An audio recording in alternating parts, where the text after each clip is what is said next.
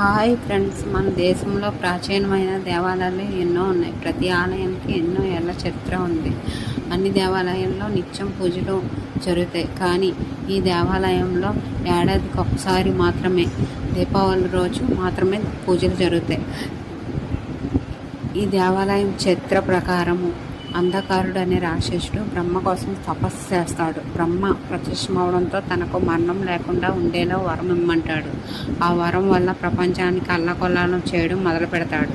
ఇది తెలిసిన శివుడు యోగేశ్వరి అనే శక్తిని సృష్టిస్తాడు. ఆ శక్తి బ్రహ్మ, మహేశ్వరి, కౌమరి, విష్ణువి, వారాహి, ఇంద్రాణి, చాముండి అనే సప్తమాత్రికలతో కలిసిన ఆ రాక్షసుని నాశనం చేస్తుంది. ఆ తర్వాత సప్తమాత్రికలు కాశీ వెళ్ళే ప్రయత్నంలో ఈ ఆసానికి చేరుకుంటారు. ఈ చోటు నచ్చడంతో మహేశ్వరి, వైష్ణవి, కౌమరి ఈ దేవాలయంలో ఉన్న ప్రాంతంలో ఓ కొండలో మెమ్ముఖమై అయితే ఆ మరో ముగ్గురు దేవతలు దేవగిరి కొండ అనే ప్రాంతంలో ఉండిపోతారు.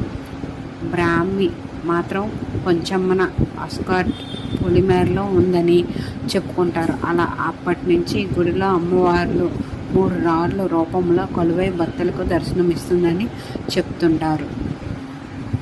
ఇక్కడ అమ్మవారు ఎప్పుడూ నవ్వుతూ ఉండడం వల్ల ఆమెను ఆసనాంబికా దేవిగా పిలుస్తారు. అయితే అమ్మ ఇక్కడ వెలిసిన కొన్నాళ్లకు ఓ భక్తుడి కళ్ళలో కనిపించి తనని సంవత్సరానికి ఒకసారి కొన్ని రోజులు మాత్రమే పూజించాలని చెప్పడంతో అందుకే అప్పటి నుంచి అదే ఓ ఆచారంగా కొనసాగిస్తున్నట్టు ఆలయ నిర్వాహకులు చెప్తున్నారు.